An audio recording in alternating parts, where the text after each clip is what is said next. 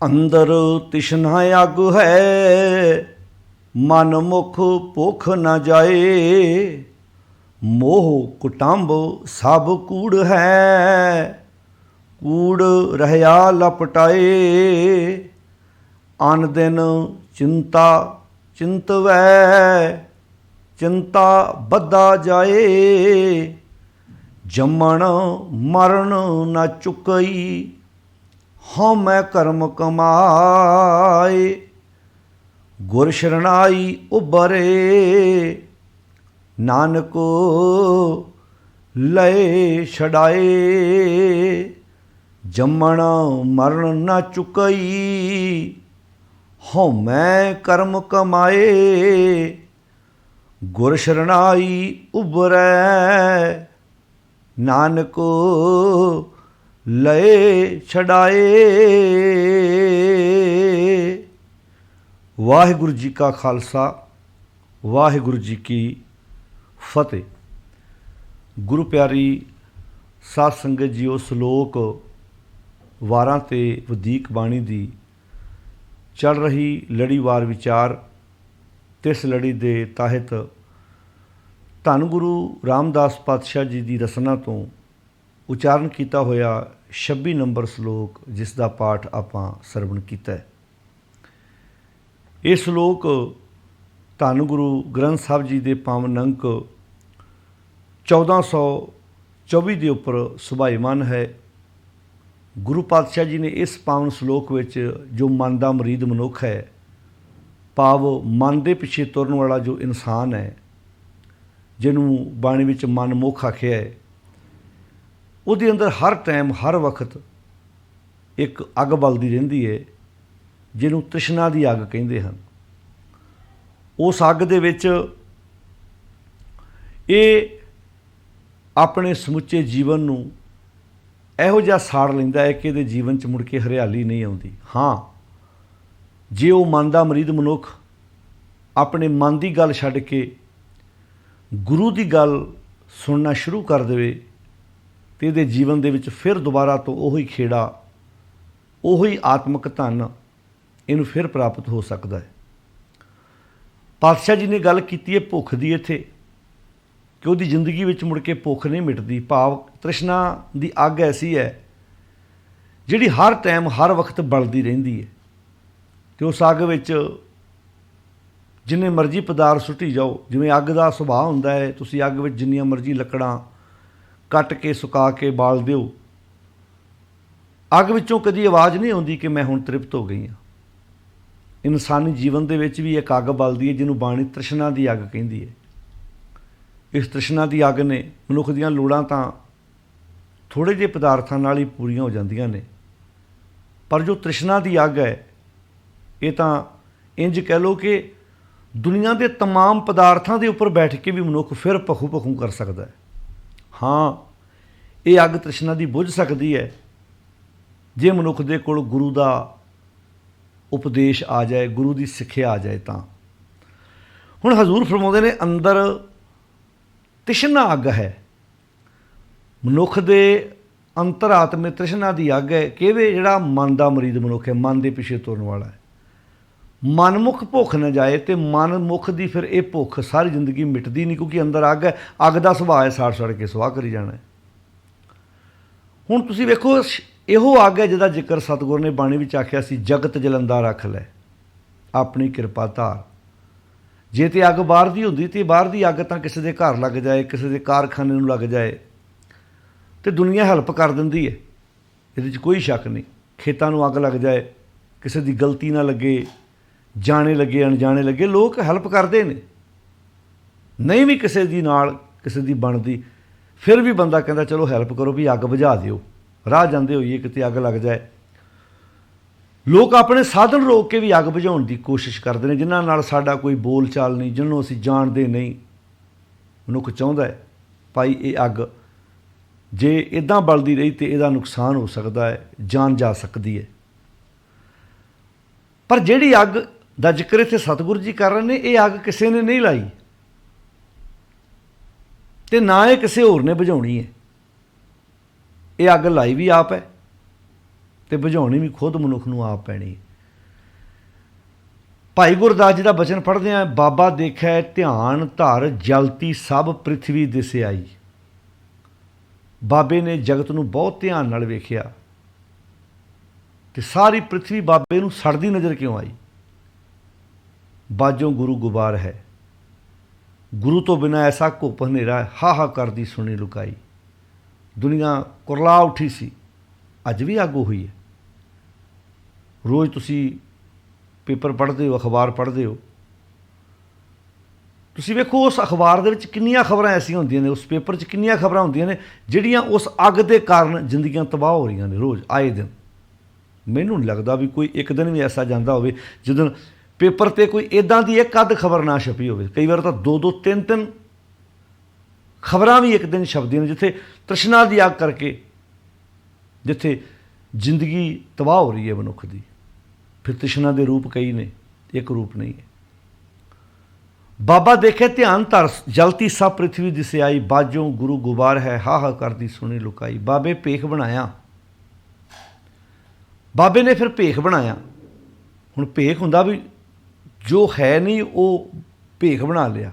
ਜਿਵੇਂ ਜੋਗੀ ਹੈ ਨਹੀਂ ਪਰ ਜੋਗੀਆਂ ਵਰਗਾ ਪਹਿਰਾਵਾ ਪਾ ਲਿਆ। ਫਿਰ ਬਾਬਾ ਮੱਕੇ ਗਿਆ ਨੀਲ ਬਸਤਰ ਧਾਰੇ ਬਨਵਾਰੀ। ਭੇਖ ਸ਼ਬਦ ਵਰਤਿਆ ਹੀ ਤਾਂ ਹੀ ਭਾਈ ਗੁਰਦਾਸ ਜੀ ਨੇ ਬਹੁਤ ਬਰੀਕੀ ਨਾਲ। ਹੁਣ ਹੈ ਤਾਂ ਗੁਰੂ ਸਾਹਿਬ ਗ੍ਰਸਤੀ, ਆਮ ਲੋਕ ਆਮ ਸਮਾਜ ਵਿੱਚ ਵਿਚਰੇ, ਪਰ ਗੇਰੂਏ ਰੰਗ ਦੇ ਕੱਪੜੇ ਵੀ ਪਾਏ ਉਹਨਾਂ ਨੇ, ਨੀਲੇ ਬਸਤਰ ਵੀ ਪਹਿਨੇ। ਤਾਈਓ ਜੋਗੀਆਂ ਨੂੰ ਭੁਲੇਖਾ ਹੀ ਤਾਂ ਪਿਆ ਸੀ ਨਾ ਵੀ ਇਹ ਤਾਂ ਸਾਡੇ ਵਰਗਾ ਜੋਗੀ ਹੈ। ਜਦੋਂ ਉਹਨਾਂ ਨੇ ਅਚਲ ਬਟਾਲੇ ਗੁਰੂ ਨਾਨਕ ਸਾਹਿਬ ਨੂੰ ਗ੍ਰਸਤੀਆਂ ਵਾਲੇ ਕੱਪੜੇ ਪਾਏ ਵੇਖੇ ਤੇ ਉਹਨਾਂ 'ਤੇ ਅੱਗ ਲੱਗ ਗਈ। ਖਾਧੀ ਖੁਣ ਸੁਜੋਗੀਸ਼ਰਾਂ ਗੋਸ਼ਟ ਕਰਨ ਸਭੇ ਉੱਠੇ ਆਈ। ਪੁੱਛੇ ਜੋਗੀ ਭੁੰਗਰ ਨਾ ਤੋਏ ਦੁੱਧ ਵਿੱਚ ਕਿਉਂ ਕਾਂਜੀ ਪਾਈ। ਇਹ ਗੱਲ ਹੀ ਤਾਂ, ਜੇ ਗੁਰੂ ਸਾਹਿਬ ਜੀ ਨੇ ਗ੍ਰਸਤੀਆਂ ਵਾਲੇ ਕੱਪੜੇ ਨਾ ਪਾਏ ਹੁੰਦੇ, ਉਹੀ ਕੱਪੜੇ ਪਾਏ ਹੁੰਦੇ, ਫਿਰ ਤਾਂ ਉਹਨਾਂ ਨੂੰ ਇਹ ਸਵਾਲ ਕਰਨਾ ਹੀ ਨਹੀਂ ਸੀ। ਇਹ ਗੱਲ ਹੀ ਉਦੋਂ ਬਣੀ ਜਦੋਂ ਉਹਨਾਂ ਨੇ ਵੇਖਿਆ ਵੀ ਬਾਬੇ ਨੇ ਤੇ ਗ੍ਰਸਤੀਆਂ ਵਾਲੇ ਕੱਪੜੇ ਪਾਏ। ਬਾਬਾ ਗ੍ਰਸਤੀ ਮਹਾਰਾਜ ਨੇ ਫਿਰ ਇਹ ਤੋਂ ਪਤਾ ਲੱਗਦਾ ਭੇਖ ਕੀ ਹੈ। ਜੋ ਮਨੁੱਖ ਹੈ ਨਹੀਂ ਉਹ ਪਾ ਲਿਆ। ਬਾਬੇ ਨੇ ਉੱਦਾਂ ਦੇ ਭੇਖ ਨੂੰ ਧਾਰਨ ਕੀਤਾ ਹੈ। ਅਤੇ ਇਸੇ ਕਰਕੇ ਜਦੋਂ ਗੁਰੂ ਨਾਨਕ ਸਾਹਿਬ ਕਰਤਾਰਪੁਰ ਦੀ ਧਰਤੀ ਆਏ ਨੇ, ਫਿਰ ਬਾਬਾ ਆਇਆ ਕਰਤਾਰਪੁਰ। ਭੇਖ ਉਦਾਸੀ ਸਕਲ ਉਤਾਰਾ। ਸੁਲਤਾਨਪੁਰ ਤੋਂ ਭੇਖ ਪਾਇਆ, ਕਰਤਾਰਪੁਰ ਆਣ ਕੇ ਭੇਖ ਲਾਤਾ ਵੀ ਕਿਤੇ ਲੋਕ ਮੇਰੇ ਭੇਖ ਦੀ ਪੂਜਾ ਨਾ ਕਰਨ ਲੱਗ ਪੈਣ। ਬਾਬੇ ਨੂੰ ਪਤਾ ਸੀ ਵੀ ਜੇ ਮੈਂ ਉਹ ਭੇਖ ਇੱਦਾਂ ਰੱਖਿਆ ਇਹਨਾਂ ਲੋਕਾਂ 'ਤੇ ਮੇਰੇ ਤੇ। ਪਰ ਅੱਜ ਵੀ ਤੁਸੀਂ ਵੇਖ ਲਓ ਗੁਰੂਆਂ ਦੇ ਨਾਂ 'ਤੇ ਚੋਲੇ ਰੱਖ ਕੇ ਮੱਥੇ ਟਿਕਾਏ ਜਾ ਰਹੇ ਨੇ। ਜੇ ਅੱਜ ਗੁਰੂ ਸਾਹਿਬ ਸੱਚੀ ਵੇਖ ਲੈਣ ਵੀ ਆਹ ਕੀ ਕਰਦੇ ਪਏ ਜੇ ਜੀ, ਮੈਂ ਤੁਹਾਨੂੰ ਆਪਣੇ ਚੋਲੇ ਨੂੰ ਮੱਥੇ ਟਿਕਾਉਣ ਲਈ ਆਖਿਆ ਸੀ, ਕਿਤੇ ਕੋਈ ਕੇਸ ਰੱਖ ਕੇ ਬੈਠਾ ਹੈ, ਕਿਤੇ ਕੋਈ ਖੂਨ। ਅਸਲ ਦੇ ਵਿੱਚ ਕਾਰਨ ਸੀ ਵੀ ਜੇ ਗੁਰੂਆਂ ਦੇ ਕੇਸ, ਖੁੰਡੀਆਂ, ਚੋਲੇ ਰੱਖਾਂਗੇ ਤਾਂ ਸਾਧ ਆਪਣੀਆਂ ਚੀਜ਼ਾਂ ਲੋਕਾਂ ਕੋਲੋਂ ਮਾਨਤਾ ਅਤੇ ਪੂਜਾ ਕਰਾਉਣਗੇ ਨਾ। ਉਹ ਬੜੇ ਤਰੀਕੇ ਨਾਲ ਪਲੈਨ ਨਾਲ ਵਿਪਰ ਕਈਆਂ ਰੂਪਾਂ ਵਿੱਚ ਆਣ ਕੇ ਵਿੱਚ ਪੇਸ਼ ਹੋਇਆ ਵੀ ਇਹਨਾਂ ਨੂੰ ਮੈਂ ਸ਼ਬਦ ਬਾਣੀ ਨਾਲੋਂ ਕਿੱਦਾਂ ਤੋੜ ਕੇ ਅਤੇ ਵਿਅਕਤੀਗਤ ਪੂਜਾ ਕਿੱਦਾਂ ਇਹਨਾਂ 'ਤੇ ਪ੍ਰਭਾਵ ਪਾਉਣਾ ਹੈ। ਤੁਸੀਂ ਇਸ ਬਰੀਕੀ ਨੂੰ ਸਮਝਣ ਦੀ ਕੋਸ਼ਿਸ਼ ਕਰੋ। ਹੁਣ ਆਹ 2 ਤੁਕਾਂ ਤੁਹਾਡੇ ਸਾਹਮਣੇ ਪੜ੍ਹੀਆਂ ਨੇ। ਬਾਬੇ ਭੇਖ ਬਣਾਇਆ, ਉਦਾਸੀ ਕੀ ਰੀਚ ਲਾਈ। ਫਿਰ ਬਾਬਾ ਆਇਆ ਕਰਤਾਰਪੁਰ, ਭੇਖ ਉਦਾਸੀ ਸਕਲ ਉਤਾਰਾ। ਉਤਾਰ ਵੀ ਦਿੱਤਾ ਨਾ ਭੇਖ। ਇਹਦਾ ਮਤਲਬ ਬਾਬੇ ਇਹ ਇੱਦਾਂ ਹੋਇਆ ਵੀ ਜਿਵੇਂ ਕੋਈ ਪੁਲਿਸ ਅਫਸਰ ਜਦੋਂ ਆਪਣੀ ਡਿਊਟੀ 'ਤੇ ਜਾਂਦਾ, ਉਹਨੇ ਵਰਦੀ ਪਾਈ ਹੈ, ਡਿਊਟੀ ਤੋਂ ਆਣ ਕੇ ਵਰਦੀ ਉਤਾਰ ਦਿੱਤੀ ਹੈ, ਪਰ ਫਿਰ ਵੀ ਉਹ SHO ਹੀ ਹੈ। ਘਰ ਆਣ ਕੇ ਵੀ SHO ਹੀ ਹੈ ਉਹ, ਕਿਉਂਕਿ ਵਰਦੀ ਦੀ ਉਹਦੀ ਇੱਕ, ਜਦੋਂ ਵਰਦੀ ਪਾ ਕੇ ਚੌਂਕ 'ਚ ਖਲੋਂਦਾ ਤਾਂ ਵਰਦੀ ਦੀ ਇੱਕ ਪਾਵਰ ਹੈ। ਬਿਨਾਂ ਦੱਸਿਆ ਅਗਲਾ ਖਲੋ ਜਾਂਦਾ ਵੀ ਨਹੀਂ ਭਾਈ ਪੁਲਿਸ ਵਾਲਾ ਖਲੋਤਾ ਹੈ। ਵਰਦੀ ਨਾ ਪਾਈ ਹੋਏਗੀ ਤਾਂ ਦੱਸਣਾ ਪੈਣਾ, ਬਸ ਇੰਨਾ ਕੰਮ ਸੀ। ਬਾਬਾ ਉਹ ਵਰਦੀ ਪਹਿਨ ਕੇ ਗਿਆ ਵੀ ਇਹਨਾਂ ਨੂੰ ਸਮਝ ਲੱਗੇ ਮੈਂ ਤੁਹਾਡੇ ਵਰਗਾ। ਜਦੋਂ ਗੱਲਾਂ ਕੀਤੀਆਂ ਵੀ ਕਿਆ ਬਾਤ ਹੈ, ਫਿਰ ਬਾਬੇ ਨੇ ਭੇਖ ਉਦਾਸੀ ਸਕਲ ਉਤਾਰਾ। ਪੈਰ ਸੰਸਾਰੀ ਕੱਪੜੇ ਸ਼ਬਦ ਵਰਤਿਆ ਉੱਥੇ। ਮੰਜੀ ਬੈਠ ਕੇ ਆ ਉਤਾਰਾ। ਅਤੇ ਸੰਸਾਰੀ ਕੱਪੜੇ ਗ੍ਰਸਤੀਆਂ ਵਾਲੇ ਕੱਪੜੇ ਕਿਹੜੇ ਹੋ ਸਕਦੇ ਨੇ ਭਲਾ? ਆਪਾਂ ਕਹਿੰਦੇ ਭਗਤਾਂ ਅਤੇ ਸੰਸਾਰੀਆਂ ਜੋੜ ਕੇ ਦੇਣਾ ਆ, ਇੱਥੇ ਬਾਬੇ ਨੇ ਸੰਸਾਰੀ ਕੱਪੜੇ ਪਾ ਲਏ ਨੇ। ਹੁਣ ਇਹਦਾ ਮਤਲਬ ਕੀ ਸੀ? ਸੰਸਾਰੀ ਕੱਪੜੇ ਪਹਿਨੇ ਨੇ ਤਾਂ ਉੱਥੇ ਭਗਤਾਂ ਅਤੇ ਸੰਸਾਰੀਆਂ ਦਾ ਅਰਥ ਸਮਝਿਓ। ਉੱਥੇ ਸੰਸਾਰੀਆਂ ਦਾ ਅਰਥ ਹੈ ਜਿਹੜੇ ਲੋਕ ਸੰਸਾਰ ਦਾ ਪ੍ਰਭਾਵ ਲੈ ਕੇ ਜ਼ਿੰਦਗੀ ਨੂੰ। ਬਾਬੇ ਨੇ ਕੱਪੜੇ ਸੰਸਾਰੀ ਪਾਏ ਨੇ ਪਰ ਪ੍ਰਭਾਵ ਨਿਰੰਕਾਰ ਦਾ ਰੱਖਿਆ। ਅੰਜਨ ਵਿੱਚ ਰਹਿ ਕੇ ਸੁਰਤ ਨਿਰੰਜਨ ਨਾਲ ਜੋੜ ਕੇ ਰੱਖੀ ਹੈ। ਗੱਲੀ ਜੋਗ ਨਾ ਹੋਈ, ਏਕ ਦ੍ਰਿਸ਼ਟ ਕਰ ਸੰਸਰ ਜਾਣ ਹੈ, ਜੋਗੀ ਕਹੀਏ ਸੋਈ। ਇਸ ਬਰੀਕੀ ਨੂੰ ਸਮਝਣਾ। ਬਾਬਾ ਜੀ ਗੁਰੂ ਨਾਨਕ ਸਾਹਿਬ ਰਹੇ ਸੰਸਾਰ ਵਿੱਚ ਨੇ, ਪਰ ਸੁਰਤ ਨਿਰੰਕਾਰ ਨਾਲ ਜੋੜ ਕੇ ਰੱਖੀ ਹੈ। ਕੱਪੜੇ ਸੰਸਾਰੀ ਆਉਣ ਵਾਲੇ ਪਏ ਨੇ, ਪਰ ਅੱਜ ਤੁਸੀਂ ਵੇਖੋ ਭੇਖ ਵਿਖਾ ਕੇ ਤੇ ਆਪਣੀ ਪੂਜਾ ਕਰਾਈ ਜਾ ਰਹੀ ਹੈ, ਮਾਨਤਾ ਕਰਾਈ ਜਾ ਰਹੀ ਹੈ।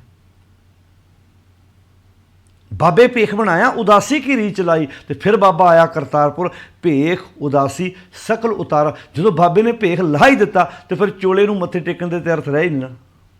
ਇੱਥੇ ਕਿਤੇ ਕੋਈ ਚੋਲਾ ਸਾਂਭ ਕੇ ਬੈਠਾ ਜੀ, ਇਹ ਫਲਾਣੇ ਗੁਰੂ ਸਾਹਿਬ ਦਾ ਜੀ, ਇਹ ਫਲਾਣੇ ਗੁਰੂ ਸਾਹਿਬ ਦਾ ਗੜਵਾ ਹੈ ਜੀ, ਇਹ ਫਲਾਣੇ ਗੁਰੂ ਸਾਹਿਬ ਦੀ ਮਾਲਾ ਹੈ। ਇਮਾਨਦਾਰੀ ਨਾਲ ਸੋਚੋ ਕਿ ਇਹ ਗੁਰਮਤਿ ਦੀ ਕਸੌਟੀ 'ਤੇ ਚੀਜ਼ਾਂ ਖਰੀਆਂ ਉਤਰਦੀਆਂ ਨੇ, ਪਰ ਕਈਆਂ ਦੀ ਰੋਜੀ ਰੋਟੀ ਦਾ ਵਸੀਲਾ ਹੀ ਇਹੋ ਹੈ।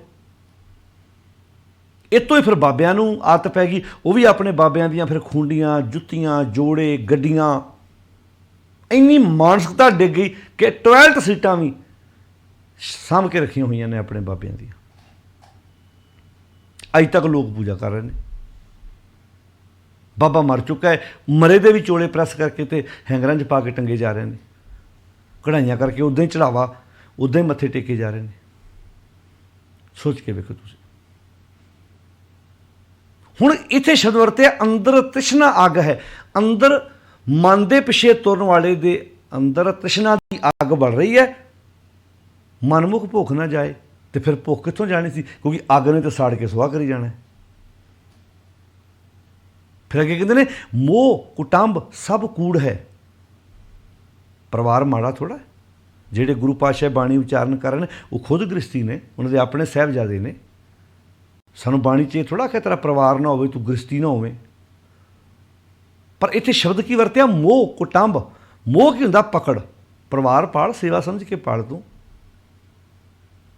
ਠੱਗੀਆਂ ਮਾਰ ਕੇ ਪਾਲਣਾ ਆਪਣਾ ਪਰਿਵਾਰ। ਜਿਹੜਾ ਮੋਹ, ਕੁਟੰਬ ਦਾ ਮੋਹ ਕੂੜ ਹੈ, ਕੁਟੰਬ ਕੂੜ ਨਹੀਂ ਹੈ। ਕੁਟੰਬ ਦਾ ਮੋਹ ਕੂੜ ਹੈ। ਜੇ ਕੁਟੰਬ ਨਾਲ ਪਿਆਰ ਕਰੇ ਫੇਰ ਕੂੜ ਥੋੜ੍ਹਾ ਹੈ। ਤੇ ਪਿਆਰ ਵਿੱਚ ਬੰਦਾ ਠੱਗੀ ਨਹੀਂ ਮਾਰਦਾ ਕਿਸੇ ਨਾਲ, ਮੋਹ 'ਚ ਠੱਗੀ ਮਾਰਦਾ। ਇਹਨੂੰ ਸ਼ਬਦ ਨੂੰ ਪੜ੍ਹਿਓ, ਮੋਹ ਕੁਟੰਬ। ਕੁਟੰਬ ਦਾ ਮੋਹ ਸਭ ਕੂੜ ਹੈ, ਝੂਠ ਹੈ। ਤੇ ਕੂੜ ਰਿਹਾ ਲਪਟਾਏ, ਇਸੇ ਕੂੜ 'ਚ ਇਹ ਲਿਪਟਿਆ ਹੋਇਆ ਹੈ।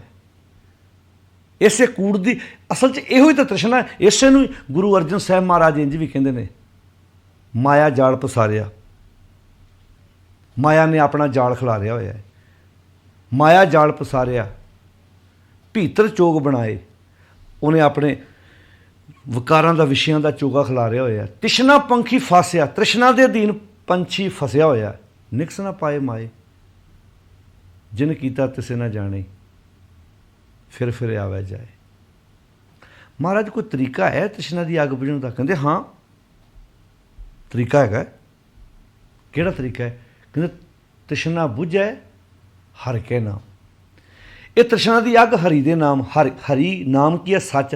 ਜਦੋਂ ਜ਼ਿੰਦਗੀ 'ਚ ਸੱਚ ਆ ਜਾਏਗਾ, ਇੰਝ ਕਹਿ ਲਓ ਤ੍ਰਿਸ਼ਨਾ ਦੀ ਅੱਗ ਨੂੰ ਬੁਝਾਉਣ ਦਾ ਇੱਕੋ ਇੱਕ ਤਰੀਕਾ ਹੈ, ਉਹ ਹੈ ਸਬਰ। ਮਹਾਸੰਤੋਖ ਹੋਵੇ ਗੁਰ ਬਚਨੀ, ਪ੍ਰਭ ਸਿਉ ਲਾਗੇ ਪੂਰਨ ਧਿਆਨ। ਮਹਾਸੰਤੋਖ ਯਾਨੀ ਕਿ ਹੁਣ ਜਿਵੇਂ ਕੋਈ ਬੰਦਾ ਕਹੇ ਜੀ ਇਹ ਹਨੇਰਾ ਹੈ, ਇਹਨੂੰ ਕੋਈ ਭਜਾਉਣ ਦਾ ਤਰੀਕਾ ਹੈ? ਕਹਿੰਦੇ ਹਾਂਜੀ। ਕੀ? ਕਹਿੰਦੇ ਲਾਈਟ ਜਗਾ ਲਓ। ਲਾਈਟ ਜਗਾਓਗੇ ਹਨੇਰਾ ਆਪਣੇ ਆਪ ਅਲੋਪ ਹੋ ਜਾਣਾ। ਤ੍ਰਿਸ਼ਨਾ ਦੀ ਅੱਗ ਨੂੰ ਬੁਝਾਉਣ ਦਾ ਕੋਈ ਤਰੀਕਾ ਹੈ? ਕਹਿੰਦੇ ਹਾਂਜੀ। ਕਹਿੰਦੇ ਕੀ? ਕਹਿੰਦੇ ਸਬਰ ਲੈ ਆਓ, ਸੰਤੋਖ ਲੈ ਆਓ। ਸਬਰ ਵੀ ਤੇਰੇ ਅੰਦਰ ਹੈ, ਤ੍ਰਿਸ਼ਨਾ ਦੀ ਅੱਗ ਵੀ ਤੇਰੇ ਅੰਦਰ ਹੈ। ਕੋਈ ਚੀਜ਼ ਬਾਹਰੋਂ ਤੇ ਪਾਉਣੀ ਨਹੀਂ ਹੈ। ਸਬਰ ਦਾ ਧਾਰ ਨਹੀਂ ਹੋਏਗਾ, ਤ੍ਰਿਸ਼ਨਾ ਦੀ ਅੱਗ ਬੁਝ ਜਾਏਗੀ। ਪਾਤਸ਼ਾਹ ਦੀ ਬਾਣੀ ਕਹਿੰਦੇ ਤ੍ਰਿਸ਼ਨਾ ਬੁਝੈ ਹਰਿ ਕੈ ਨਾਮ। ਹਰੀ ਦਾ ਨਾਮ ਕੀ ਹੈ? ਸੱਚ। ਆਦਿ ਸੱਚ। ਸੱਚਾਈ ਆਪਣੀ ਜ਼ਿੰਦਗੀ 'ਚ ਲਾਇਆ, ਆਪੇ ਦੀ ਪਹਿਚਾਣ ਕਰ ਲਾ। ਹੁਣ ਇੱਥੇ ਸ਼ਬਦ ਕੀ ਵਰਤਿਆ? ਤ੍ਰਿਸ਼ਨਾ ਬੁਝੇ ਹਰਿ ਕੇ ਨਾਮ ਮਹਾਸੰਤੋਖ। ਹੁਣ ਸੰਤੋਖ ਤੇ ਸੰਤੋਖ ਹੀ ਹੁੰਦਾ ਹੈ, ਇੱਥੇ ਮਹਾਸੰਤੋਖ ਸ਼ਬਦ ਕਿਉਂ ਵਰਤਿਆ? ਯਾਨੀ ਕਿ ਜੀਵਨ ਸੰਤੋਖ ਨਾਲ ਭਰ ਜਾਏਗਾ। ਅੱਖਾਂ ਸਹੀ ਵੇਖਣਗੀਆਂ, ਕੰਨ ਸਹੀ ਸੁਣਨਗੇ, ਜ਼ੁਬਾਨ ਸਹੀ ਬੋਲਣਗੀ, ਪੈਰ ਸਹੀ ਰਸਤੇ 'ਤੇ ਤੁਰਨਗੇ। ਇਹੋ ਜਿਹੀ ਤ੍ਰਿਸ਼ਨਾ। ਬੰਦਾ ਗਲਤ ਵੇਖ ਰਿਹਾ ਹੈ, ਗਲਤ ਸੁਣ ਰਿਹਾ ਹੈ। ਅੱਜ ਇਸ ਤ੍ਰਿਸ਼ਨਾ ਦੀ ਅੱਗ ਨੇ ਕਿੰਨੀਆਂ ਜ਼ਿੰਦਗੀਆਂ ਤਬਾਹ ਕੀਤੀਆਂ ਨੇ ਜੀ। ਪੁੱਤਰ ਇੱਕ ਹੈ, ਇਕਲੌਤਾ ਬੇਟਾ ਹੈ। ਬਾਪ ਦੇ ਕੋਲ ਗੱਡੀ ਹੈ, ਬਾਪ ਦੇ ਕੋਲ ਗੱਡੀ ਹੈ, ਕਾਰ ਹੈ। ਪੁੱਤ ਵਿਆਹੁਣ ਚੱਲੇ ਨੇ, ਘਰ 'ਚ ਮੋਟਰਸਾਈਕਲ ਖਲੋਤਾ ਹੈ, ਘਰ 'ਚ ਸਕੂਟਰੀ ਖਲੋਤੀ ਹੈ। ਲੜਕੀ ਵਾਲਿਆਂ ਦੇ ਘਰ ਦੀ ਜਾਇਦਾਦ 'ਤੇ ਫੇਰ ਵੀ ਨਿਗਾਹ ਹੈ। ਗੱਡੀ ਮਿਲ ਜਾए, ਇੰਨਾ ਦਾਜ ਮਿਲ ਜਾए ਵਿੱਚੋਂ। ਇਹ ਕੀ ਹੈ? ਤ੍ਰਿਸ਼ਨਾ ਦੀ ਅੱਗ ਹੀ ਹੈ। ਇੰਨਾ ਕੁਝ ਘਰ 'ਚ ਹੋਣ ਤੋਂ ਬਾਅਦ ਵੀ ਬੁੱਝ ਨਹੀਂ ਰਹੀ। ਕਿੰਨੀਆਂ ਵੀਡੀਓ ਆਪਾਂ ਅੱਜ ਕੱਲ੍ਹ ਸੋਸ਼ਲ ਮੀਡੀਆ 'ਤੇ ਵੇਖਦੇ ਹਾਂ ਜਿੱਥੇ ਧੀਆਂ ਨੂੰ ਅੱਧੀ ਅੱਧੀ ਰਾਤ ਕੁੱਟ ਕੇ ਵੀ ਕੱਢਿਆ ਜਾ ਰਿਹਾ, ਗੱਡੀ ਲੈ ਕੇ ਆਓ ਆਪਣੇ ਪੇਕਿਆਂ ਤੋਂ। ਅਜੇ ਉਹਦੇ ਮਾਂ-ਬਾਪ, ਉਹਦੇ ਭੈਣ ਭਰਾ ਵਿਚਾਰੇ ਆਪ ਅਜੇ ਉਹਨਾਂ ਕੋਲ ਗੱਡੀ ਹੈ ਨਹੀਂ ਗੀ, ਪਰ ਸਹੁਰਾ ਪਰਿਵਾਰ ਗੱਡੀ ਮੰਗ ਰਿਹਾ। ਤ੍ਰਿਸ਼ਨਾ ਦੀ ਅੱਗ। ਇੱਕ ਸਰਕਾਰੀ ਅਹੁਦੇਦਾਰ ਹੈ, ਅਫਸਰ ਬੰਦਾ ਹੈ, ਮੋਟੀ ਸੈਲਰੀ ਹੈ, ਪਰ ਫਿਰ ਵੀ ਤ੍ਰਿਸ਼ਨਾ ਦੀ ਅੰਦਰ ਅੱਗ ਹੈ। ਆਮ ਸਧਾਰਨ ਬੰਦੇ ਦੀ ਜੇਬ ਵੱਲ ਵੇਖ ਰਿਹਾ, ਉਹਦੇ ਕੋਲ ਵੀ ਪੈਸੇ ਲੈਣ ਦੀ ਕੋਸ਼ਿਸ਼ ਕਰ ਰਹੇ। ਤ੍ਰਿਸ਼ਨਾ ਹੀ ਹੈ। ਹੁਣ ਇਹ ਅੱਗ ਕਿੱਦਾਂ ਬੁਝੇਗੀ? ਸਮਝ ਲੈ ਇਸ ਗੱਲ ਨੂੰ ਪਿਆਰਿਆ। ਅੱਜ ਦੁਨੀਆ ਦੁਖੀ ਕਿਉਂ? ਅੱਜ ਕਿਉਂ ਪਸ਼ੂਆਂ ਵਾਲਾ ਜੀਵਨ ਜੀਵ ਰਿਹਾ? ਕਿਉਂ ਮਹਾਂ ਭਿਆਨ ਉਦਿਆਨ ਨਗਰ ਕਰ ਮਾਨਿਆ? ਝੂਠ ਸਮਗਰੀ ਪੇਖ ਸੱਚ ਕਰ ਜਾਂਦੇ ਆ। ਕਾਮ ਕ੍ਰੋਧ ਅਹੰਕਾਰ ਫਿਰਿਆ ਦੇਵਾਨੇ ਆ। ਮਾਫ ਕਰਨਾ, ਜਦੋਂ ਆਪਾਂ ਕਹਿੰਦੇ ਦੌਰਾ ਪੈਂਦਾ ਫਲਾਣੇ ਬੰਦੇ ਨੂੰ, ਮੈਂਟਲ ਹੋ ਜਾਂਦਾ। ਇਹ ਕਾਮ ਕ੍ਰੋਧ ਦੇ ਵੀ ਕਈਆਂ ਨੂੰ ਦੌਰੇ ਪੈਣ ਲੱਗ ਪੈਂਦੇ ਨੇ, ਲਾਲਚ ਦੇ ਵੀ, ਤ੍ਰਿਸ਼ਨਾ ਦੇ ਵੀ ਦੌਰੇ ਪੈਂਦੇ ਨੇ ਬੰਦਿਆਂ ਨੂੰ। ਇਹ ਵੀ ਜ਼ਿੰਦਗੀ ਨੂੰ ਅਪਸੈਟ ਕਰ ਦਿੰਦੇ ਨੇ, ਜ਼ਿੰਦਗੀਆਂ ਤਬਾਹ ਹੋ ਰਹੀਆਂ ਨੇ। ਹੁਣ ਹਜ਼ੂਰ ਕੀ ਫਰਮਾਉਂਦੇ ਨੇ ਇੱਥੇ? ਮਹਾ ਸੰਤੋਖ ਹੋਵੈ ਗੁਰ ਬਚਨੀ, ਪ੍ਰਭ ਸਿਉ ਲਾਗੇ ਪੂਰਨ ਧਿਆਨ। ਤੇਰਾ ਆਪਣੇ ਆਪ ਹੀ ਸੰਤੋਖ ਜ਼ਿੰਦਗੀ ਚਾਉਣਾ, ਪ੍ਰਭੂ ਨਾਲ ਧਿਆਨ ਜੁੜਨਾ ਹੈ। ਸਬਰ ਸੰਤੋਖ ਜ਼ਿੰਦਗੀ ਚਾਉਣਾ, ਤੇ ਫਿਰ ਤ੍ਰਿਸ਼ਨਾ ਦੀ ਅੱਗ ਆਪਣੇ ਆਪ ਬੁਝ ਗਈ। ਮਾਇਆ ਜਾਲ ਪਸਾਰਿਆ ਭੀਤਰ ਚੋਗ ਬਣਾਏ, ਤ੍ਰਿਸ਼ਨਾ ਪੰਖੀ ਫਾਸਿਆ ਨਿਕਸ ਨਾ ਪਾਏ ਮਾਏ। ਕਿਉਂਕਿ ਜਿਨ ਕੀਤਾ ਤਿਸੇ ਨਾ ਜਾਣੇ, ਫਿਰ ਆਵੇ ਜਾਏ। ਜਿਸ ਨੇ ਪੈਦਾ ਕੀਤਾ ਉਹਦੇ ਨਾਲ ਸਾਂਝ ਨਹੀਂ ਪਾਈ, ਤ੍ਰਿਸ਼ਨਾ ਦੀ ਅੱਗ ਨੇ ਜ਼ਿੰਦਗੀ ਤਬਾਹ ਕਰਤੀ। ਇੱਥੇ ਹੁਣ ਸ਼ਬਦ ਉੱਤੇ ਮੋਹ, ਕੁਟੰਬ। ਕੁਟੰਬ ਮਾੜਾ ਥੋੜ੍ਹਾ ਹੈ। ਕੁਟੰਬ ਜਿਹੜੇ ਗੁਰੂ ਪਾਤਸ਼ਾਹ ਕਹਿ ਰਹੇ ਉਹਨਾਂ ਦਾ ਆਪਣਾ ਕੁਟੰਬ ਆਪ ਗ੍ਰਸਤੀ ਨੇ, ਆਪ ਉਹਨਾਂ ਦੇ ਸਾਹਿਬਜ਼ਾਦੇ 3 ਨੇ। ਪਰ ਕੁਟੰਬ ਦਾ ਮੋਹ ਮਾੜਾ ਹੈ, ਪਿਆਰ ਮਾੜਾ ਨਹੀਂ ਹੈ। ਆਪਾਂ ਕਿੰਨੀ ਵਾਰ ਪਹਿਲਾਂ ਕਹਿ ਚੁੱਕੇ ਹਾਂ, ਪਿਆਰ ਅਤੇ ਮੋਹ 'ਚ ਇੰਨਾ ਹੀ ਫਰਕ ਹੈ ਵੀ ਮੋਹ ਬੇਈਮਾਨੀ ਕਰਾਉਂਦਾ ਬੰਦੇ ਕੋਲੋਂ, ਮੋਹ ਕਤਲ ਕਰਾਉਂਦਾ ਹੈ, ਪਿਆਰ ਕਤਲ ਨਹੀਂ ਕਰਾਉਂਦਾ। ਪਿਆਰ ਕਹਿੰਦਾ ਨਹੀਂ, ਜਿੱਦਾਂ ਦੇ ਮੇਰੇ ਬੱਚੇ ਉੱਦਾਂ ਦੇ ਉਹਦੇ ਬੱਚੇ ਭਾਈ। ਕਿਉਂ ਠੱਗੀ ਮਾਰਨੀ ਕਿਸੇ ਨਾਲ? ਕਿਉਂ ਧੋਖਾ ਕਰਨਾ ਕਿਸੇ ਨਾਲ? ਮੋਹ ਕੁਟੰਬ ਸਭ ਕੂੜ ਹੈ। ਕਹਿੰਦੇ ਕੂੜ ਰਿਹਾ ਲਪਟਾਏ। ਕਹਿੰਦੇ 24 ਘੰਟੇ ਕੂੜ ਨਾਲ ਹੀ ਲਿਪਟਿਆ ਹੋਇਆ ਹੈ, ਜ਼ਹਿਰ ਨਾਲ ਹੀ ਆਪਣੇ ਆਪ ਨੂੰ ਲਬੇੜਿਆ ਹੋਇਆ। ਤਾਂ ਹੀ ਗੁਰੂ ਸਾਹਿਬ ਨੂੰ ਕਹਿਣਾ ਪਿਆ ਨਾ, ਕੂੜ ਰਿਹਾ ਲਪਟਾਏ, ਸੱਚ ਕਾਲ ਕੂੜ ਵਰਤਿਆ। ਕੂੜ ਤਾਂ ਹੀ ਵਰਤਿਆ ਨੇ, 24 ਘੰਟੇ ਕੂੜ ਨਾਲ ਲਪਟਿਆ ਹੋਇਆ, ਤੇ ਸੱਚ ਕਿੱਥੇ ਰਹਿਣਾ ਸੀ ਉੱਥੇ? ਸੱਚ ਦਾ ਕਾਲ ਤੇ ਪੈਣਾ ਸੀ, ਤੇ ਸੱਚ ਦਾ ਕਾਲ ਪੈਣ ਕਰਕੇ ਜ਼ਿੰਦਗੀ ਬੇਤਾਲੀ ਹੋ ਗਈ। ਸੱਚ ਕਾਲ ਕੂੜ ਵਰਤਿਆ, ਕਲ ਕਲਕ ਬੇਤਾਲ, ਬੀਓ ਬੀਜ ਪੱਤ ਲੈ ਗਏ। ਅਬ ਕਿਉਂ ਕਿ ਵੈਦਾ ਕਲ ਕਾਤੀ ਰਾਜੇ ਕਸਾਈ ਧਰਮ ਪੰਖਰ ਉੱਡ ਰਿਹਾ, ਖੰਭ ਲਾ ਕੇ ਉੱਡ ਗਿਆ। ਤਾਂ ਹੁਣ ਇੱਥੇ ਸ਼ਬਦ ਵਰਤਿਆ, ਕਹਿੰਦੇ ਆਨੰਦਨ ਚਿੰਤਾ ਚਿੰਤਵੈ। ਇਸ ਕੁਟੰਬ ਦੇ ਝੂਠੇ ਮੋਹ ਵਿੱਚ ਫਸ ਕੇ ਨਾ ਦਿਨ ਰਾਤ ਸੋਚਾਂ ਵੀ ਇਹੋ ਸੋਚਦਾ, ਫਿਰ ਕੁੰਡੀਆਂ 24 ਘੰਟੇ ਸੋਚਾਂ ਵੀ ਇਹੋ ਸੋਚਦਾ ਵੀ ਕਿੱਦਾਂ ਇਹਦੇ ਨਾਲ ਧੋਖਾ ਕਰਨਾ, ਕਿੱਦਾਂ ਬੇਈਮਾਨੀ। ਉਹਦੇ ਦਿਮਾਗ ਦੇ 24 ਘੰਟੇ ਇਹ ਵਿਚਾਰਾਂ ਚੱਲਦੀਆਂ ਰਹਿੰਦੀਆਂ ਨੇ। ਉਹਨੂੰ ਥੋੜ੍ਹਾ ਪਤਾ ਵੀ ਕਵਨ ਕਾਜ ਸਿਰਜੇ ਜਗ ਭੀਤਰ ਜਨਮ ਕਵਨ ਫਲ ਪਾਇਆ। ਭਵਨਦ ਤਰਨ ਤਾਰਨ ਚਿੰਤਾਮਨ ਇੱਕ ਨਿਮਖ ਨਏ ਮਨ ਲਾਇਆ। ਗੋਬਿੰਦ ਹਮ ਐਸੇ ਅਪਰਾਧੀ ਜਿਨ ਪ੍ਰਭ ਜੀਓ ਪਿੰਡ ਥਾਦੀਆ ਤਿਸ ਕੀ ਭਉ ਭਗਤ ਨਹੀਂ ਸਾਦੀ। ਇਹ ਵਿਸ਼ਾ ਥੋੜ੍ਹਾ ਉਹਦੇ ਦਿਮਾਗ 'ਚ ਆਉਂਦਾ ਹੈ। ਉਹਦੇ ਅੰਦਰ ਤੇ ਆਹ ਉਤਰਾ ਚੜਾ 24 ਘੰਟੇ ਚੱਲਦਾ ਰਹਿੰਦਾ ਹੈ। ਗੋਬਿੰਦ ਹਮ ਐਸੇ ਅਪਰਾਧੀ ਜਿਨ ਪ੍ਰਭ ਜੀਓ ਪਿੰਡ ਥਾਦੀਆ ਤਿਸ ਕੀ ਭਉ ਭਗਤ ਨਹੀਂ ਸਾਦੀ। ਉਹ ਤੇ ਆ 24 ਘੰਟੇ ਸੋਚਾਂ ਆਪਣੀ ਜ਼ਿੰਦਗੀ 'ਚ ਹਰ ਕਾ ਨਾਮ ਨਾ ਜਪਸ ਗਵਾਰਾ, ਕਿਆ ਸੋਚੇ ਬਾਰੰਗ ਬਾਰਾ। ਜਿਹੜਾ ਅਸਲੀ ਵਿਸ਼ਾ ਸੀ ਉਹਦੇ ਬਾਰੇ ਤਾਂ ਖਿਆਲ ਹੀ ਹੈ ਨਹੀਂ, ਹੋਰ ਹੀ ਸੋਚਾਂ 'ਚ ਡੁੱਬਿਆ ਪਿਆ 24 ਘੰਟੇ। ਹੁਣ ਇੱਥੇ ਮਾਰੇ ਕਹਿੰਦੇ ਅਨਦਿਨ ਚਿੰਤਾ, ਅਨਦਿਨ ਚਿੰਤਾ ਚਿੰਤਵੈ, ਇਸੇ ਨੂੰ ਆਖਿਆ ਸੀ ਨਾ। ਹੁਣ ਬੰਦੇ ਦੇ ਅੰਦਰ ਤ੍ਰਿਸ਼ਨਾ ਵਾ। ਆਪਾਂ ਉਹਦਾ ਘਰ ਵੇਖ ਕੇ, ਤੁਸੀਂ ਕਿਸੇ ਦੇ ਘਰ ਜਾਂਦੇ, ਉਹਦਾ ਘਰ ਵੇਖ ਕੇ, ਉਹਦੇ ਬੈਡਰੂਮ ਵੇਖ ਕੇ, ਉਹਦੇ ਘਰ 'ਚ ਗੱਡੀਆਂ ਖਲੋਤੀਆਂ ਵੇਖ ਕੇ ਆਪਾਂ ਤਾਂ ਜੱਜਮੈਂਟ ਕਰਦੇ ਕਿੰਨਾ ਸੁਖੀ ਬੰਦਾ ਬਈ। ਤੁਹਾਡੇ ਸਾਹਮਣੇ ਤੇ ਹੱਸੇਗਾ ਹੀ ਅਗਲਾ, ਤੁਹਾਨੂੰ ਤੇ ਮੁਸਕਰਾ ਕੇ ਹੀ ਮਿਲੇਗਾ ਨਾ, ਤੁਹਾਡੇ ਨਾਲ ਤੇ ਹੱਸ ਖੇਡ ਕੇ ਗੱਲਾਂ ਕਰੇਗਾ ਨਾ ਬੰਦਾ। ਤੁਸੀਂ ਮਿੰਟਾਂ 'ਚ ਉਹਨੂੰ ਸਰਟੀਫਿਕੇਟ ਜਾਰੀ ਕਰ ਰਹੇ ਵੀ ਕਿੰਨਾ ਸੁਖੀ ਬੰਦਾ, ਪਰ ਬਣ ਜਾਂਦੀ ਹੈ ਅੰਦਰ ਤ੍ਰਿਸ਼ਨਾ ਦੀ ਅੱਗ ਹੈ, ਅੰਦਰੋਂ ਦੁਖੀ ਹੈ ਉਹ, ਅੰਤਰ ਚਿੰਤਾ, ਨੈਣੀ ਸੁਖੀ, ਮੂਲ ਨਾ ਉਤਰੇ ਭੁੱਖ। ਅੰਤਰ ਚਿੰਤਾ, ਉਹਦੇ ਅੰਦਰ ਚਿੰਤਾ ਦੀ ਅੱਗ ਹੈ। ਨਿਆਂ ਨਹੀਂ ਸੁਖੀ। ਤੁਹਾਡੀਆਂ ਅੱਖਾਂ ਨੇ ਉਹਨੂੰ ਸੁਖੀ ਦਾ ਸਰਟੀਫਿਕੇਟ ਜਾਰੀ ਕਰਤਾ, ਪ੍ਰਮਾਣ ਪੱਤਰ ਜਾਰੀ ਕਰਤਾ। ਇਹ ਉਹਨੇ ਥੋੜ੍ਹਾ ਕਿਹਾ ਮੈਂ ਸੁਖੀ ਹਾਂ, ਤੁਸੀਂ ਕਹਿਤਾ ਸੁਖੀ ਹਾਂ ਤੂੰ। ਅੰਤਰ ਚਿੰਤਾ, ਹੁਣ ਜਿਹੜੀ ਉਹਦੇ ਅੰਦਰ ਚਿੰਤਾ ਹੈ ਉਹ ਤੁਹਾਨੂੰ ਨਹੀਂ ਦਿਸ ਰਹੀ। ਤੁਸੀਂ ਤੁਹਾਡੀਆਂ ਅੱਖਾਂ ਨੂੰ ਵੇਖ ਕੇ ਸੁਖੀ ਦਾ ਸਰਟੀਫਿਕੇਟ, ਪ੍ਰਮਾਣ ਪੱਤਰ ਜਾਰੀ ਕਰ ਰਹੀਆਂ ਨੇ, ਅਤੇ ਤੁਸੀਂ ਕਹਿੰਦੇ ਕਿੰਨਾ ਸੁਖੀ ਬੰਦਾ ਬਈ। ਮੈਨੂੰ ਨਹੀਂ ਲੱਗਦਾ ਕਦੀ ਇਹਨੇ ਕੋਈ ਬਾਣੀ ਪੜ੍ਹੀ ਹੋਵੇ, ਕਦੀ ਗੁਰਦੁਆਰੇ ਗਿਆ ਹੋਵੇ, ਕਦੀ ਕੋਈ ਪਾਠ ਕੀਤਾ ਹੋਵੇ, ਕਦੀ ਕੋਈ ਚੰਗਾ ਕੰਮ ਕੀਤਾ। ਸੁਖੀ ਕਿੰਨਾ ਹੈ? ਸਵਾਲ ਇਹ ਪੈਦਾ ਹੁੰਦਾ ਵੀ ਸੁਖੀ ਦਾ ਮਾਪਦੰਡ ਕੀ ਹੈ ਸਾਡੇ ਕੋਲ। ਸੁਖੀ ਹੋਣ ਦਾ ਮਾਪਦੰਡ ਇਹ ਹੈ ਵੀ ਗੱਡੀ ਘਰ 'ਚ ਖਲੋਤੀ ਹੈ, ਘਰ ਬਹੁਤ ਵਧੀਆ ਹੈ, 2 ਬੱਚੇ ਨੇ, ਪਤਨੀ ਹੈ, ਮਾਂ ਬਾਪ ਹੈ। ਸੁਖੀ ਦਾ ਇੰਨਾ ਹੀ ਮਾਪਦੰਡ ਹੈ। ਅਤੇ ਜੇ ਇਹੋ ਸੁਖੀ ਦਾ ਮਾਪਦੰਡ ਹੈ ਤਾਂ ਫਿਰ ਲੋਕ ਪਰਿਵਾਰ, ਮਾਫ਼ ਕਰਨਾ ਧਿਆਨ ਨਾਲ ਸੁਣਿਓ, ਕਈ ਨਾ ਇਹੋ ਜਿਹੇ ਬੰਦੇ ਵੇਖੇ ਜਿਹੜੇ ਪਹਿਲਾਂ ਬੱਚਿਆਂ ਨੂੰ ਜ਼ਹਿਰ ਦਿੰਦੇ ਅਤੇ ਫਿਰ ਪਤੀ ਪਤਨੀ ਆਪ ਆਪਣੇ ਗਲ 'ਚ ਫਾਹ ਲੈ ਕੇ, ਰੱਸਾ ਲੈ ਕੇ ਅਤੇ ਜੀਵਨ ਲੀਲਾ ਖਤਮ ਕਰ ਲੈਂਦੇ ਨੇ। ਉਹਨਾਂ ਕੋਲ ਤਾਂ ਸਭ ਕੁਝ ਸੀ, ਧੀ ਵੀ ਸੀ, ਪੁੱਤ ਵੀ ਸੀ, ਪਤਨੀ ਵੀ ਸੀ, ਪਤੀ ਵੀ ਸੀ, ਸਭ ਕੁਝ, ਪਰਿਵਾਰ ਦੇ ਮੈਂਬਰ, ਸਾਰਾ ਕੁਝ ਹੈਗਾ ਸੀ। ਪਦਾਰਥਾਂ ਦਾ ਹੋਣਾ ਸੁਖੀ ਹੈ ਜੀਵਨ ਦੇ ਵਿੱਚ। ਜੇ ਜੀਵਨ ਦੇ ਵਿੱਚ ਪਦਾਰਥਾਂ ਦਾ ਹੋਣਾ ਸੁਖੀ ਹੈ ਤਾਂ ਸਤਿਗੁਰੂ ਨੂੰ ਇਹ ਗੱਲ ਤੇ ਕਹਿਣ ਦੀ ਕਦੀ ਵੀ ਨਾ ਲੋੜ ਪੈਂਦੀ, ਸੁੱਖ ਨਾ ਹੀ ਬਹੁਤੇ ਧਨ ਖੱਟ ਹੈ, ਸੁੱਖ ਨਾ ਹੀ ਪੇਖਿਆਂ ਦਾ ਧਨੱਟ ਹੈ। ਪੈਸਾ ਤੁਹਾਨੂੰ ਸਰੀਰਕ ਸਹੂਲਤਾਂ ਦੇ ਸਕਦਾ ਪਰ ਤੁਹਾਨੂੰ ਮਾਨਸਿਕ ਤੌਰ 'ਤੇ ਸੁਖੀ ਥੋੜ੍ਹਾ ਕਰ ਸਕਦਾ।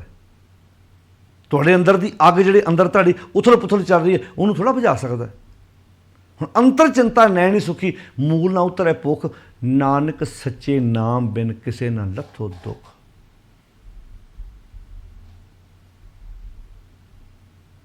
ਜਿਹੜੀ ਖੁਸ਼ੀ ਤੁਹਾਨੂੰ ਲੱਗਦਾ ਵੀ ਮੈਂ ਸੁੱਖ ਉਸ ਚੀਜ਼ ਨਾਲ, ਇਹਦਾ ਮਤਲਬ ਉਹ ਖੁਸ਼ੀ ਉਸ ਚੀਜ਼ ਦੀ ਮੁਹਤਾਜ ਹੈ। ਬੰਦਾ ਓਨੀ ਦੇਰ ਤੱਕ ਖੁਸ਼ ਹੈ ਜਦੋਂ ਤੱਕ, ਹੁਣ ਬੱਚਾ ਖੁਸ਼ ਹੈ ਖਿਡੌਣੇ ਨਾਲ, ਇਹਦਾ ਮਤਲਬ ਬੱਚੇ ਦੀ ਖੁਸ਼ੀ ਖਿਡੌਣੇ ਦੇ ਨਾਲ ਹੈ। ਖਿਡੌਣਾ ਪਰਾਂ ਕਰ ਦਿਓ, ਬੱਚਾ ਰੋਣ ਲੱਗ ਪੈਂਦਾ। ਬੱਚਾ ਖਿਡੌਣੇ ਨਾਲ ਖੇਡਦਾ, ਖੁਸ਼ ਹੈ, ਖਿਡੌਣਾ ਮਾੜਾ ਜਿਹਾ ਪਰਾਂ ਕਰ ਦਿਓ, ਚੀਕਾਂ ਮਾਰਦਾ। ਅਤੇ ਜੇ ਬੰਦੇ ਦੀ ਖੁਸ਼ੀ ਵੀ ਇਸ ਹੈ ਤਾਂ ਖਿਡੌਣੇ ਹੀ ਨੇ ਜਿਨ੍ਹਾਂ ਨਾਲ ਅਸੀਂ ਖੇਡ ਰਹੇ ਹਾਂ। ਅਤੇ ਪਾਤਸ਼ਾਹ ਜੀ ਕਹਿੰਦੇ ਨਾ, ਸਾਚਾ ਨਾਮ ਮੇਰਾ ਆਧਾਰ ਹੋ, ਸੱਚ ਨੂੰ ਆਧਾਰ ਬਣਾ। ਜਿਹੜੇ ਲੋਕ ਕਹਿੰਦੇ ਕਿਤੇ ਪੁੱਤਰ ਹੋ ਜਾਏ ਨਾ ਕਿਤੇ ਫੇਰ ਖੁਸ਼ੀ ਹੋ ਜੂ, ਬੇਬੇ ਨਾਨਕੀ ਦੇ ਕੋਲ ਖੁਸ਼ੀ ਬਿਨਾਂ ਪੁੱਤਰ ਤੋਂ ਵੀ ਹੈ। ਬੇਬੇ ਨਾਨਕੀ ਦੀ ਖੁਸ਼ੀ ਕਿਸੇ ਪੁੱਤਰ ਧੀ ਦੀ ਮੁਹਤਾਜ ਥੋੜ੍ਹਾ ਹੈ। ਜੇ ਮੁਹਤਾਜ ਹੁੰਦੀ ਤਾਂ ਗੁਰੂ ਸਾਹਿਬ, ਫਿਰ ਤਾਂ ਗੁਰੂ ਗੋਬਿੰਦ ਸਿੰਘ ਮਹਾਰਾਜ ਦੀ ਜ਼ਿੰਦਗੀ 'ਚ ਕਦੀ ਖੇੜਾ ਹੋਣਾ ਹੀ ਨਹੀਂ ਸੀ। ਉਹਨਾਂ ਕਹਿਣਾ ਮੈਂ ਤਾਂ 4 ਸਾਹਿਬਜ਼ਾਦੇ ਤੁਹਾਡੇ ਤੋਂ ਕੁਰਬਾਨ ਕਰਤੇ, ਮੇਰਾ ਖੇੜਾ ਤਾਂ ਮੇਰੇ ਸਾਹਿਬਜ਼ਾਦੇ ਨਾਲ ਜੁੜਿਆ ਹੋਇਆ ਸੀ। ਪਰਿਵਾਰ ਗੁਰੂ ਗੋਬਿੰਦ ਸਿੰਘ ਮਹਾਰਾਜ ਦੇ ਕੋਲ ਵੀ ਹੈਗਾ, ਪਰ ਕੁਟੰਬ ਨਾਲ ਮੋਹ ਨਹੀਂ ਹੈ, ਪਿਆਰ ਹੈ। ਅਤੇ ਪਿਆਰ ਜਿਹੋ ਜਿਹਾ ਬਾਬਾ ਅਜੀਤ ਸਿੰਘ ਨਾਲ, ਉਹੋ ਜਿਹਾ ਭਾਈ ਧਰਮ ਸਿੰਘ ਨਾਲ ਹੈ, ਉਹੋ ਜਿਹਾ ਭਾਈ ਦਇਆ ਸਿੰਘ ਨਾਲ ਹੈ। ਹੁਣ ਇਹ ਤਾਂ ਸ਼ਬਦ ਵਰਤਿਆ ਅਨੰਦਨ ਚਿੰਤਾ। ਚਿੰਤਾ ਕੋਈ ਇੱਕਦਮ ਥੋੜ੍ਹਾ, ਚਿੰਤਾ ਦੀ ਅਸੀਂ ਪ੍ਰੈਕਟਿਸ ਕਰਦੇ ਹਾਂ, ਅਭਿਆਸ ਹੁੰਦਾ ਰੋਜ਼। ਅਸੀਂ ਉੱਤੇ ਅਸੀਂ ਚਿੰਤਾ ਵਿੱਚ ਬਾਰ-ਬਾਰ ਸੋਚ ਕੇ ਆਪਣੇ ਅੰਦਰ ਬਿਮਾਰੀਆਂ ਨੂੰ ਜਨਮ ਦਿੰਦੇ ਹਾਂ। ਸੋਚ ਕੇ ਸੋਚੀ ਜਾਣਾ। ਤੁਸੀਂ ਵੇਖੋ ਕਈ ਬੰਦੇ ਗੱਡੀ ਚਲਾਉਂਦਿਆਂ ਵੀ ਸੋਚ ਰਹੇ ਆ, ਖਾਂਦਿਆਂ ਵੀ ਸੋਚ ਰਹੇ ਆ, ਪੀਂਦਿਆਂ ਵੀ ਅਤੇ ਸੋਚ ਕੀ ਰਹੇ ਆ? ਸੋਚ ਵੀ ਉਲਟਾ ਰਹੇ ਆ। ਸੋਚੋ ਚੰਗਾ, ਸ਼ਾਇਦ ਚੰਗਾ ਹੋ ਜਾਏ। ਚੰਗਾ ਸੋਚ ਲਓ, ਚੰਗਾ ਸੋਚੋਗੇ ਹੋ ਸਕਦਾ ਤੁਹਾਨੂੰ। ਤੁਸੀਂ ਤਾਂ ਹੀ ਮੈਂ ਗੱਲ ਪਹਿਲਾਂ ਵੀ ਇੱਕ ਦਿਨ ਕਹੀ ਸੀ ਨਾ ਵੀ ਸੁਪਨਾ ਵੀ ਚੰਗਾ ਕਿਉਂ ਨਹੀਂ ਆ ਰਿਹਾ, ਕਿਉਂਕਿ ਸੋਚ ਵਿੱਚ ਵੀ ਕਦੀ ਚੰਗੀ ਗੱਲ ਨਹੀਂ ਨਾ ਆਈ। ਜੇ ਤੁਹਾਡੇ ਸੋਚ, ਮਾਫ਼ ਕਰਨਾ, ਇਹ ਫੈਕਟਰੀ ਹੈ। ਆਹ ਜਿਹੜਾ ਬ੍ਰੇਨ ਹੈ ਨਾ ਆਪਣਾ, ਇਹ ਫੈਕਟਰੀ ਹੈ। ਇੱਥੇ ਪਾਰਟ ਬਣਦੇ, ਇੱਥੇ ਪੁਰਜੇ ਬਣਦੇ ਨੇ। ਜਿਵੇਂ ਇੱਕ ਕਾਰਖਾਨਾ ਹੁੰਦਾ ਨਾ, ਜਿੱਥੇ ਪਾਰਟ ਤਿਆਰ ਕੀਤੇ ਜਾਂਦੇ ਨੇ, ਗੱਡੀ ਦਾ ਇਕੱਲਾ ਇਕੱਲਾ ਪਾਰਟ ਤਿਆਰ ਕੀਤਾ, ਬਾਅਦ ਜਾ ਕੇ ਉਹਨੂੰ ਪੂਰਾ ਫਿਟਿੰਗ ਕੀਤੀ ਜਾਂਦੀ ਹੈ ਉਹਦੀ। ਇੱਥੇ ਵਿਚਾਰਾਂ ਦੇ ਪਾਰਟ ਤਿਆਰ ਕੀਤੇ ਜਾ ਰਹੇ ਨੇ। ਜਦੋਂ ਤੂੰ ਕਰਮ ਕਰਨਾ ਫਿਰ ਉਹ ਪੂਰੀ ਮਸ਼ੀਨਰੀ ਤਿਆਰ ਹੋਣੀ ਹੈ। ਹੁਣ ਜਦੋਂ ਤੂੰ ਪਾਰਟ ਹੀ ਗਲਤ ਤਿਆਰ ਕੀਤੇ, ਮਸ਼ੀਨਰੀ ਕਿੱਥੋਂ ਤੰਦਰੁਸਤ ਤਿਆਰ ਹੋ ਜਾਏਗੀ? ਇਹ ਤਾਂ ਕਾਰਖਾਨਾ ਹੈ। ਇੱਥੇ ਸੰਕਲਪ ਵਿਕਲਪ ਤਿਆਰ ਜਿਹੜੇ ਹੋ ਰਹੇ, ਜਿਹੜੇ ਤੇਰੇ ਵਿਚਾਰ ਹੋ ਰਹੇ ਆ, ਇਹ ਵਿਚਾਰਾਂ ਦੀ ਫੈਕਟਰੀ ਹੈ। ਜੇ ਇੱਥੇ ਵਿਚਾਰ ਤੇਰੇ ਚੰਗੇ ਤਿਆਰ ਹੋਣਗੇ, ਚੰਗੀ ਤੂੰ ਸੋਚ ਦਾ ਮਾਲਕ ਬਣੇਗਾ, ਅਤੇ ਫਿਰ ਜਦੋਂ ਤੂੰ ਕਰਮ ਕਰਨੇ ਆ ਨਾ, ਉਹਨਾਂ ਵਿਚਾਰਾਂ ਨੇ ਜਦੋਂ ਪ੍ਰੈਕਟੀਕਲ ਰੂਪ ਲੈਣਾ ਨਾ, ਫਿਰ ਉਹਨਾਂ ਵਿਚਾਰਾਂ ਦੇ ਜਿਹੜੇ ਪਾਰਟ ਤਿਆਰ ਕੀਤੇ ਸੀ, ਉਹ ਇੱਕ ਮਸ਼ੀਨਰੀ ਤਿਆਰ ਕੀਤੀ ਜਾਏਗੀ ਤੇਰੇ ਸਾਹਮਣੇ ਵੀ ਆਹ ਬੰਦੇ ਨੇ ਜੋ ਸੋਚਿਆ ਸੀ ਇੱਦਾਂ ਕੀਤਾ। ਜਿਵੇਂ ਆਪਾਂ ਪਹਿਲਾਂ ਵੀ ਕਈ ਦੀ ਗੱਲ ਕੀਤੀ ਸੀ ਵੀ ਜਿਹੜਾ ਆਰਕੀਟੈਕਟ ਹੈ, ਜਿਹੜਾ ਨਕਸ਼ਾ ਤਿਆਰ ਕਰਦਾ, ਤੁਸੀਂ ਉਹਨੂੰ ਪਲਾਟ ਵਿਖਾ ਦਿੰਦੇ ਵੀ ਇਹ 400 ਗਜ ਦਾ ਜੀ, 500 ਗਜ ਦਾ ਜੀ, ਵਿਖਾਉਂਦੇ ਹੋ।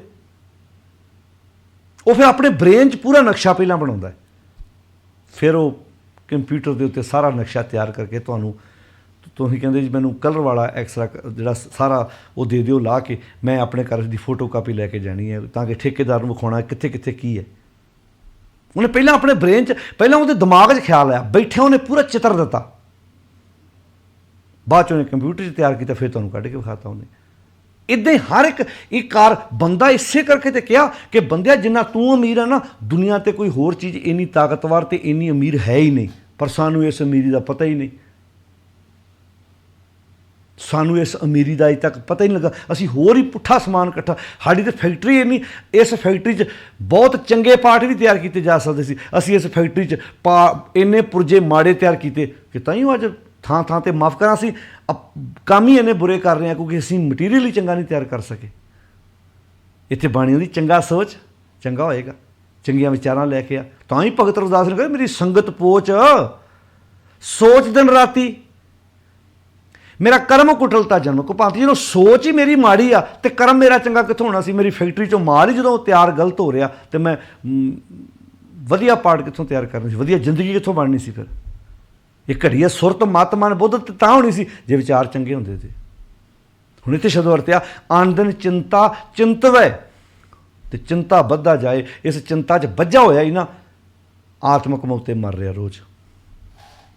ਜੰਮਣ ਮਰਨਾ ਚੁੱਕਾ ਹੀ, ਇਹਦਾ ਜੰਮਣ ਮਰਨਾ ਮੁੱਕ ਹੀ ਨਹੀਂ ਰਿਹਾ।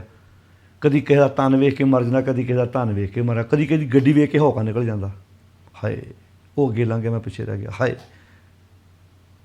ਆਪਣੀ ਰੋਟੀ ਖਾ ਰਿਹਾ ਬਹੁਤ ਵਧੀਆ, ਦੂਜੇ ਦੀ ਰੋਟੀ ਵੇਖ ਕੇ ਜਾਨ ਨਿਕਲ ਜਾਂਦੀ। ਹਉਮੈ ਕਰਮ ਕਮਾਏ, ਜਿਹੜੇ ਕਰਮ ਮਾੜੇ ਮੋਟੇ ਕਰਦਾ ਉਹ ਵੀ ਹਉਮੈ 'ਚ ਵੱਜਾ ਹੋਇਆ ਕਰਦਾ।